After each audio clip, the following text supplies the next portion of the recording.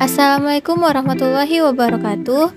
Halo semuanya, pada kesempatan kali ini kami akan membahas mengenai organ vegetatif tumbuhan untuk memenuhi tugas mata kuliah Botani Farmasi dengan dosen pengampu Bapak Apoteker Hayul Fadli, MSI.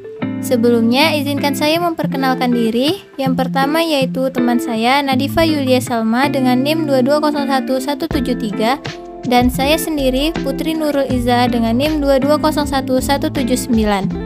Baik, materi pertama akan dijelaskan oleh penyaji pertama. Kepada penyaji pertama dipersilahkan.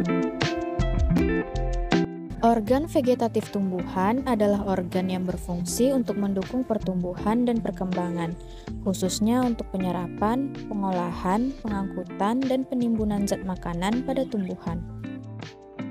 Perkembangbiakan vegetatif tumbuhan terbagi menjadi dua, vegetatif alami dan juga vegetatif buatan. Vegetatif alami merupakan perkembangbiakan secara tidak kawin pada tumbuhan yang terjadi dengan sendirinya. Contohnya adalah tunas, umbi akar, dan juga umbi batang. Sedangkan vegetatif buatan perkembangbiakannya dibantu oleh manusia. Contohnya mencangkok, sambung, okulasi, stek batang, dan juga merunduk. Berikut ini merupakan gambar organ tumbuhan. Akar, batang, dan daun merupakan organ vegetatif, sedangkan buah, bunga merupakan organ generatif. Organ vegetatif tumbuhan yang pertama adalah akar. Akar merupakan salah satu organ tumbuhan yang memiliki fungsi utama yaitu menyerap air dan garam mineral dari dalam tanah. Akar terbagi menjadi dua jenis yaitu akar tunggang dan juga akar serabut. Akar tunggang merupakan akar yang terdiri atas satu akar utama, biasanya terdapat pada tumbuhan dikotil. Sedangkan akar serabut merupakan akar yang berukuran relatif kecil dan tumbuh di pangkal batang, biasanya terdapat pada tumbuhan monokotil. Berikut ini merupakan gambar morfologi akar dan juga anatomi akar. Anatomi akar merupakan bagian dalam dari akar yang terdiri dari lapisan epidermis, endodermis, dan korteks. Bagian yang pertama yaitu epidermis. Epidermis terdiri atas sel pipih yang tersusun rapat yang memudahkan penyerapan air dan nutrisi di akar. Yang kedua, korteks. Korteks atau kulit pertama yang terdiri dari beberapa lapisan sel yang berdinding tipis dan memiliki banyak ruang antar sel yang berperan dalam pertukaran gas. Ketiga adalah endodermis. Endodermis terdiri atas lapisan sel tunggal yang berperan dalam mengatur masuknya air dan nutrisi ke dalam silinder pusat atau stele. Silinder pusat terdiri dari perisikkel, xilem, dan juga floem. Perisikkel berperan dalam pertumbuhan sekunder, sedangkan xilem dan floem merupakan bagian pembuluh angkut. Selanjutnya adalah morfologi akar atau bagian luar dari akar. Yang pertama yaitu pangkal akar.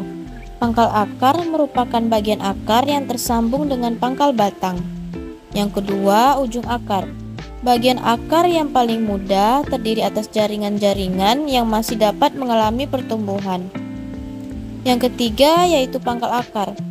Bagian ini merupakan bagian yang terletak di antara leher akar dan juga ujung akar. Yang keempat adalah cabang akar. Cabang akar merupakan bagian yang tidak tersambung dengan pangkal batang, melainkan keluar dari akar pokok atau akar utama itu sendiri, dan masing-masing masih dapat menggandakan percabangannya. Kemudian yang kelima ada serabut akar, merupakan cabang-cabang akar yang lebih halus dan berbentuk seperti serabut. Yang terakhir yaitu rambut akar, merupakan penonjolan sel-sel kulit luar akar yang panjang, yang berbentuk seperti rambut atau bulu. Dengan adanya rambut akar, bidang penyerapan akar menjadi amat diperluas, sehingga banyak air dan zat-zat makanan yang dapat diserap. Selanjutnya adalah batang. Batang merupakan alat transportasi bagi tumbuhan. Zat yang melewati batang salah satunya adalah air. Air dari batang ke daun dan hasil fotosintesis dari daun menuju akar dapat melewati batang. Batang juga memiliki fungsi sebagai mendukung bagian tanaman yang ada di permukaan tanah, seperti bunga, buah, biji, dan daun. memperluas bidang asimilasi melalui percabangan, tempat penimbunan zat makanan, kadang-kadang bisa sebagai alat perkembangbiakan. Organ selanjutnya adalah daun. Daun merupakan salah satu organ tumbuhan yang hidup pada batang atau ranting. Daun biasanya lebat dan berhelai-helai. Daun memiliki warna hijau sebab ia memiliki klorofil. Daun juga berfungsi sebagai tempat pembuatan makanan melalui proses fotosintesis pada tumbuhan, tempat pengambilan zat-zat makanan sebagai tempat penyerapan karbon dioksida dari udara, tempat pengeluaran air melalui penguapan, dan yang terakhir adalah pernapasan. Lalu ada morfologi daun, yaitu helaian daun, pelepah, tangkai daun. Pelepah merupakan bagian ujung dan bentuknya lebar. Tangkai daun berfungsi sebagai tempat menopangnya helaian daun agar helaian daun tidak jatuh. Helaian daun merupakan setiap macam-macam tanaman memiliki berbagai macam helaian daun. Di helaian daun inilah tempat terjadinya fotosintesis. Lalu daun terbagi menjadi dua, yaitu daun sempurna dan daun tidak sempurna. Daun sempurna adalah daun yang mempunyai 3 bagian tersebut, contohnya adalah daun talas. Daun tidak sempurna tidak memiliki kurang dari 1 bagian-bagian tersebut, contohnya daun mangga. Selanjutnya adalah anatomi daun. Anatomi daun terdiri dari kutikula, epidermis atas dan bawah, jaringan mesofil yang terdiri dari jaringan tiang, jaringan bunga karang, dan bekas pembuluh angkut yaitu xilem dan floem. Yang pertama yaitu ada kutikula. Kutikula adalah lapisan pelindung pada seluruh sistem tanjuk tumbuhan herba yang berfungsi untuk memperlambat kehilangan air dari daun, batang, bunga, buah, dan biji. Lalu ada jaringan epidermis. Jaringan epidermis adalah jaringan yang selnya berbentuk pipih yang melindungi jaringan bagian dalamnya dan terkadang berubah menjadi mulut yang disebut dengan stomata. Lalu ada jaringan mesofil. Jaringan mesofil ini adalah jaringan yang tersusun atas kloroplas dan selnya memanjang dan tegak. Lalu ada jaringan bunga karang.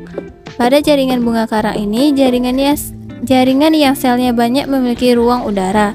Selnya tidak beraturan, terletak di bagian bawah jaringan mesofil. Disinilah tempat terjadinya fotosintesis. Lalu yang terakhir ada jaringan pembuluh angkut yaitu xilem dan floem yang terdapat pada pertulangan daun dan terletak dekat dengan jaringan bunga karang. Baiklah, itu saja yang dapat kami sampaikan mengenai materi organ vegetatif tumbuhan. Semoga dapat bermanfaat bagi kita semua. Sekian dari kami, terima kasih.